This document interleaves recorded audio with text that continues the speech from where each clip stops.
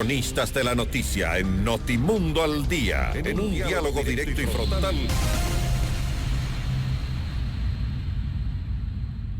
Seis de la mañana, 28 minutos, resultados del debate de la Ley de Crecimiento Económico y archivo de la ley. Es el tema que enseguida nos lleva a un diálogo cordial con el asambleísta por Creo, Homero Castañeda. Asambleísta, gracias por aceptar la invitación esta mañana. Bienvenido. Muy buenos días, un saludo a ustedes y un gusto compartir esta mañana. Asambleísta, cuéntenos por favor qué ocurrió el día de ayer en el Pleno de la Asamblea que generó que se archive este proyecto. Bueno, primero poniendo en antecedentes y un poco para la ciudadanía que está desconectada de este tema. Los proyectos de ley económicos urgentes le dan a la Asamblea Nacional 30 días para ser archivados o aprobados. Si no pasa ninguno de los dos escenarios, entra por el Ministerio de la Ley. Esta ley era muy extensa, una ley que reformaba 22 cuerpos legales, que tenía más de 400 artículos. Y yo lo dije en mi intervención ayer, era muy difícil que en 30 días, diría yo casi imposible, se pueda socializar, se pueda evaluar, se pueda ver el impacto, se pueda recibir a los diferentes sectores para hacer un trabajo no a tropezones, sino un trabajo correcto. Pero bueno, la ley nos daba 30 días y teníamos que pronunciarnos. En ese sentido, y ya llegando al segundo debate, en donde había que votar, que el día de ayer, hubo una moción de archivar este proyecto. Esta moción fue hecha por el Partido Social Cristiano y los asambleístas de la Revolución Ciudadana. También respaldó esta moción el asambleísta independiente Raúl Tello. Ellos sugerían que se archive y que no se dé la posibilidad ni siquiera de analizar a lo mejor cuerpo por cuerpo, a lo mejor capítulo por capítulo, que a nuestra forma de ver, y esa fue la posición de la bancada de Creo, era lo racional. Le comento, por ejemplo, que en el Código Integral Penal, que también era muy extenso, ese código se debatió casi 2 años, se llegó un momento en que los coordinadores de bancada dijeron, a ver, ¿en qué hay acuerdo? Hay acuerdo en el 80% de temas, muy bien, eso se vota en un solo paquete. Y en los temas que no había acuerdo, que no había consenso, muy bien, se separa. Por ejemplo, no había acuerdo en la despenalización del aborto, en el tema de la incautación de bienes, en el tema del uso del cannabis para temas medicinales, y eso se separó y se votó aparte. Eso era lo racional, esa era la moción racional de ayer. Por ejemplo, ¿cómo íbamos a dar la espalda a casi 10,000 estudiantes que tienen algunos juicios de coactiva, que les están embargando sus pocas cosas que tienen, que no tienen cómo trabajar porque tienen impedimento laboral, les sale en impedimento laboral, y que sacaron un crédito y no han podido cancelar? En esa ley se hacía la remisión de las deudas de los estudiantes, y también se les daba la posibilidad de hacer un plan de pagos. Para mí lo más terrible que se perdió esta oportunidad ayer era de que se apruebe la eliminación del anticipo al impuesto a la renta. Ese para mí era un tema criminal, es decir, a usted le cobran por adelantado de una renta que ni siquiera ha generado. Es decir, le proyectan y usted tiene que pagar por adelantado.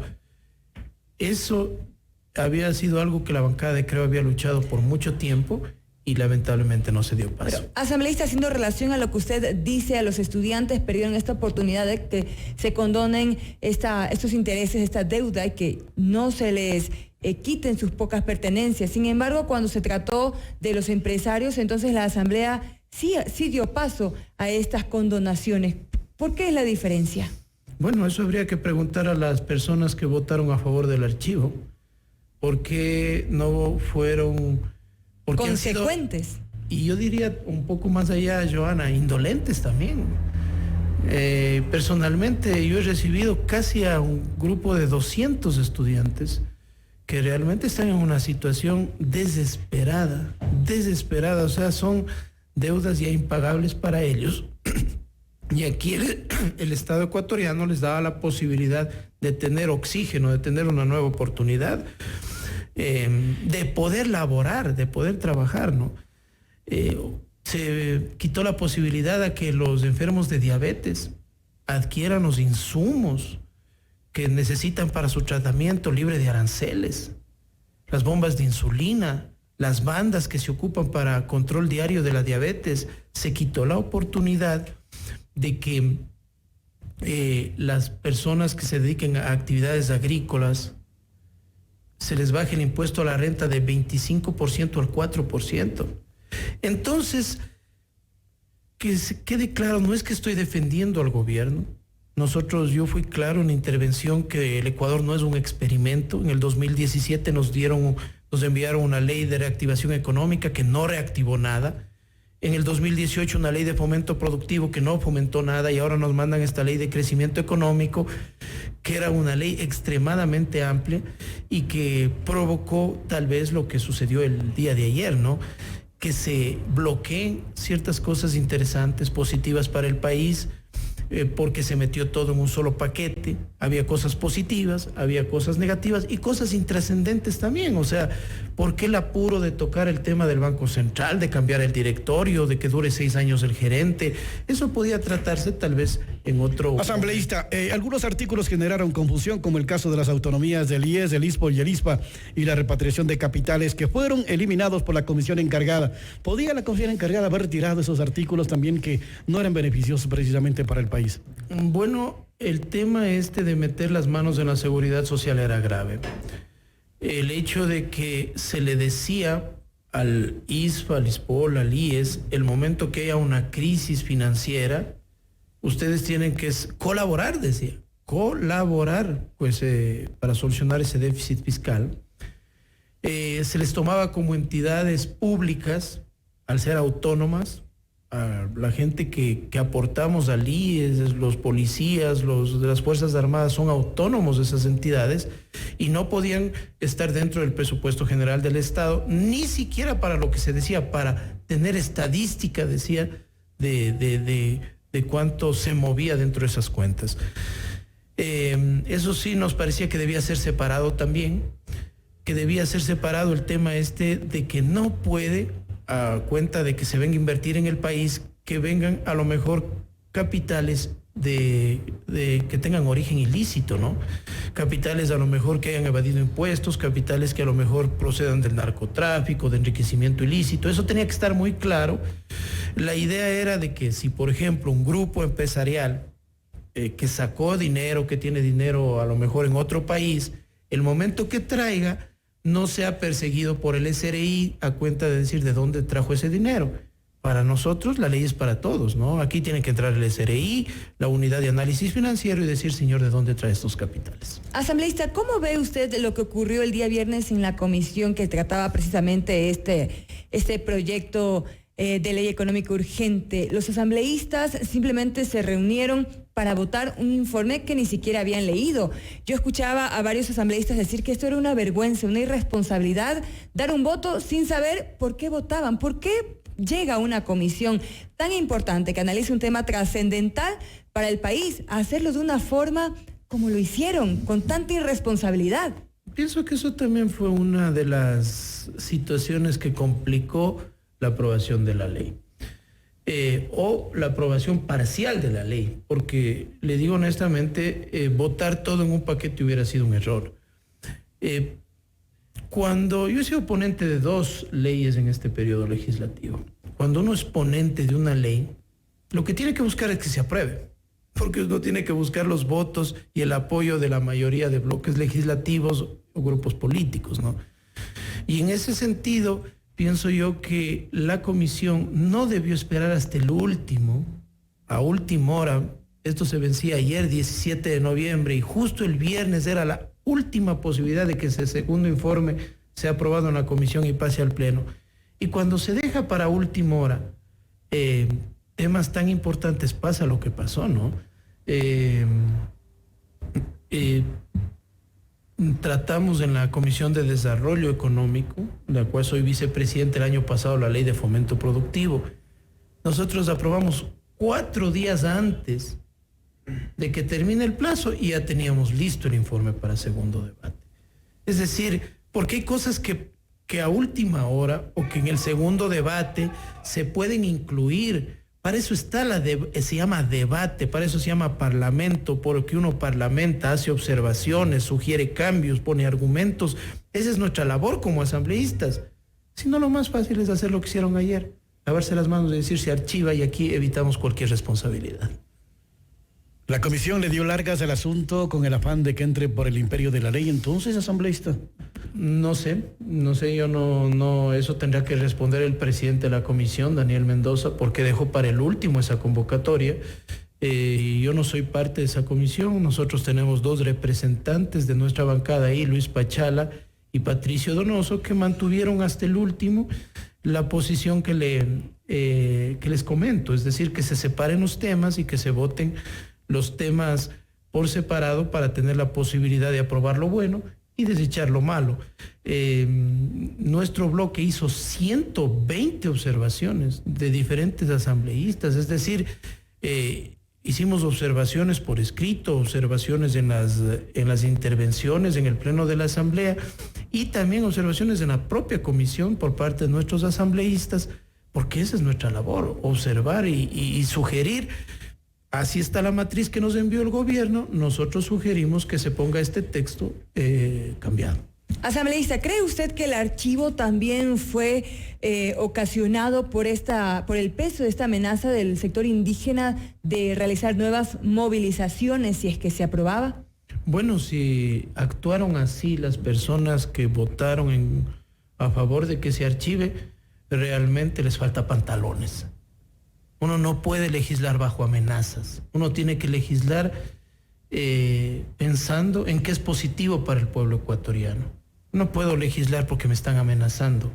El movimiento indígena es un movimiento respetable, presentó una propuesta en algunas cosas interesante, en otras cosas inviable. Están en todo su derecho, pero no pueden amenazar. Ningún grupo en el país puede amenazar, porque en una sociedad en donde hay códigos de convivencia, códigos de vivir en tranquilidad, en paz, nadie puede estar amenazando a cada rato, generar violencia y generar caos en el país. Ayer estuvieron a las afueras de la Asamblea Nacional. Vimos a Leonidas Issa, por ejemplo. Están en su derecho, ya les digo, de presentar esas propuestas.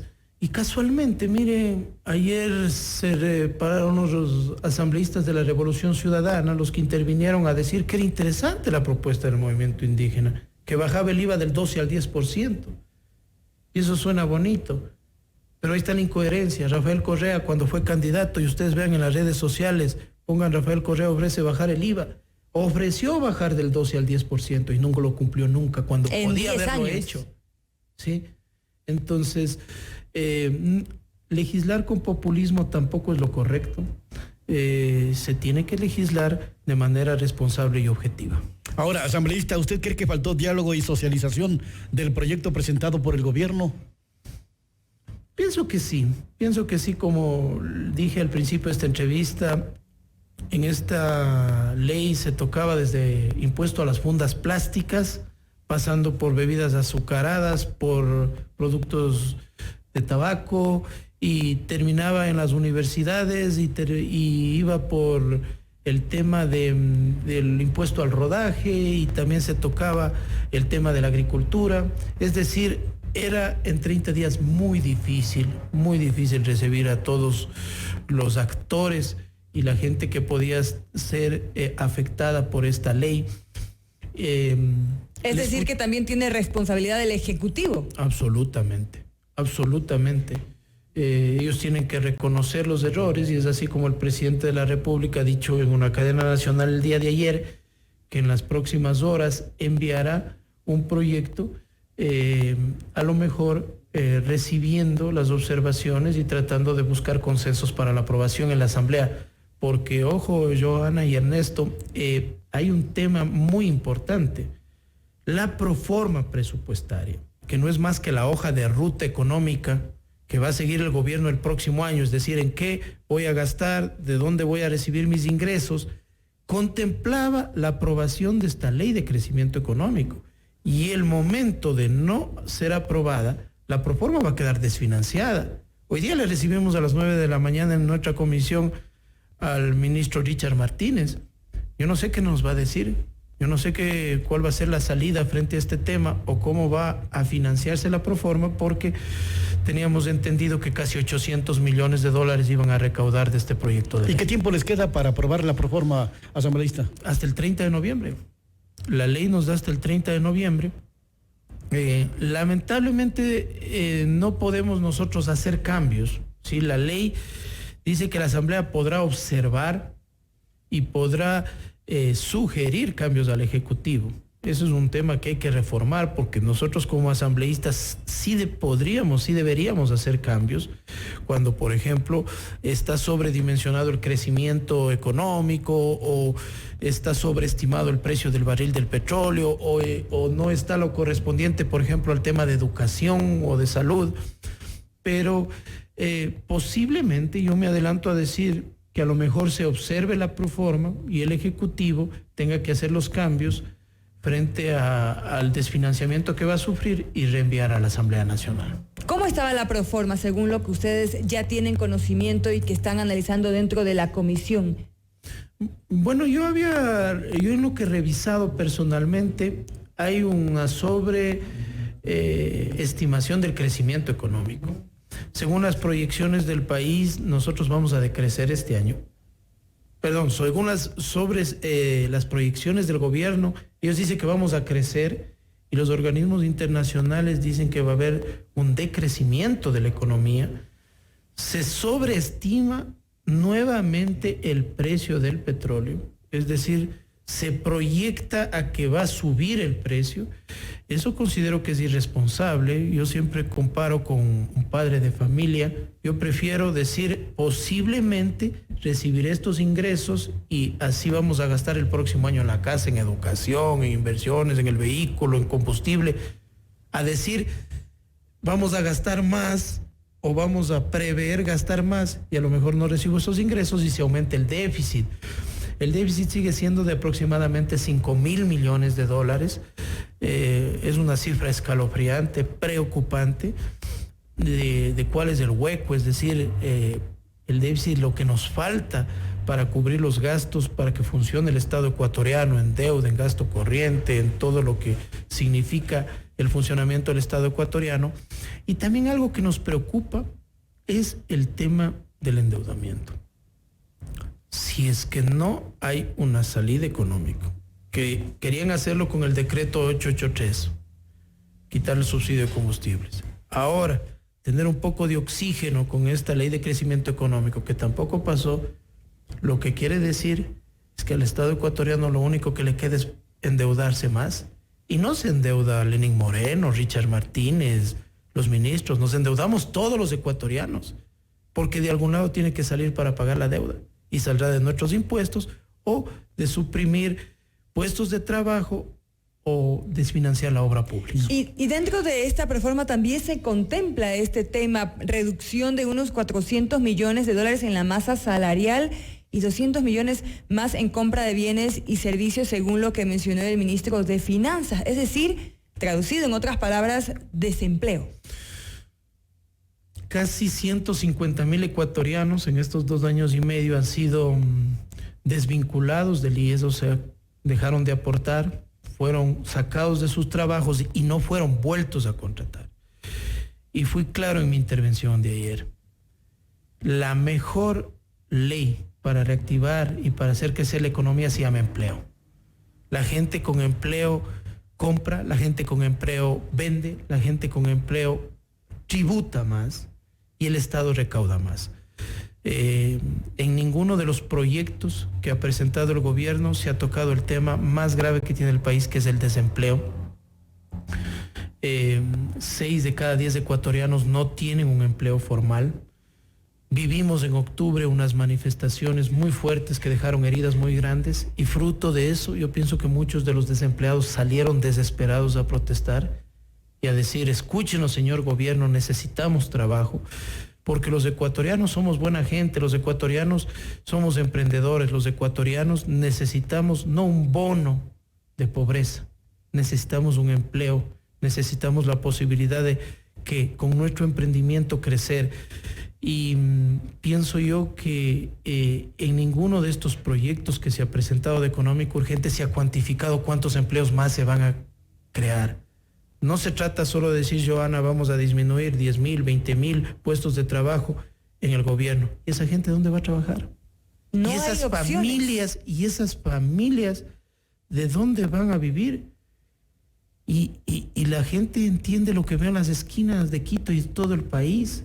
Decenas de gente vendiendo sus juguitos, sus mandarinas, sus chocolates, tratando de sobrevivir y de llevar sus $3-5 diarios para tener algo que comer en su casa. Y no sé si usted lo ha notado, pero ya en varias esquinas de la capital hay lamentablemente ciudadanos venezolanos pidiendo dinero con sus pequeños en brazos porque tampoco tienen empleo. Bueno, y es claro, según el INEC, la ciudad de Quito es la ciudad que más ha aumentado la pobreza. La ciudad de Quito tiene ahora un nivel de pobreza que ha subido casi en 2 puntos y eso es preocupante, Yo vengo del austro del país, de la provincia del Cañar, pero eso se siente a nivel del país. Y a nosotros, por ejemplo, los políticos, para nosotros está prohibido como asambleístas gestionar puestos públicos, pero tenemos un desfilar de gente desesperada que dice, ayúdenos a conseguir un trabajo, ayúdenos a conseguir un empleo. Y las oportunidades se cierran. Repito, la mejor ley para reactivar la economía es generar empleo y bienestar para las familias ecuatorianas. Y eso es lo que tendría que el gobierno presentar un proyecto para ver cómo se puede llegar precisamente a eso, asambleísta. Más que un proyecto, diría yo, esto es un conjunto de diferentes acciones, ¿no? Tiene que haber el escenario adecuado para que se invierta, para que la gente, seguridad jurídica, para que invierta. Si tenemos el día de mañana una fábrica de vehículos aquí, esa fábrica de vehículos va a necesitar fuerza laboral, va a necesitar gente que trabaje. Necesitamos también un escenario de paz y de tranquilidad. Por eso repito y condeno que aquí no podemos vivir de amenazas. Si quedaron heridas abiertas del último paro nacional, esas heridas tienen que cerrarse, porque una herida mal sanada genera infección y en el país no podemos vivir con esos miedos de que cuando volveremos a los hechos de violencia del país. Y finalmente, tiene que haber un pacto nacional. Para mí el gobierno ya se merendó la oportunidad que tuvo, está entrando al 3er año de su mandato. El próximo año a estas alturas, en noviembre, ya tiene que estar inscrito candidato a presidente y asambleístas. Ellos ya están de salida, ya perdieron para mí la oportunidad de ese gran pacto nacional. Es más, los niveles de credibilidad y de aceptación están bajos, ¿sí? Más bien, lo que los ecuatorianos debemos pensar es que si no nos unimos, si no dialogamos todos, definitivamente va a ser ingobernable este país y es imposible que salgamos adelante. Con eso nos quedamos. Queremos agradecer al asambleísta por Creo, Homero Castañer, quien nos acompañó el día de hoy aquí en Notimundo al Día para tratar varios temas, el resultado en la Asamblea de la Ley de Crecimiento Económico, la Proforma, y también hablamos sobre este diálogo tan necesario en estos momentos en nuestro país. Asambleísta, gracias por habernos acompañado. Gracias a ustedes. Esto es Notimundo al Día, siempre bien informados. La información actualizada minuto a minuto, ahora también en imagen a través de FM Mundo Live.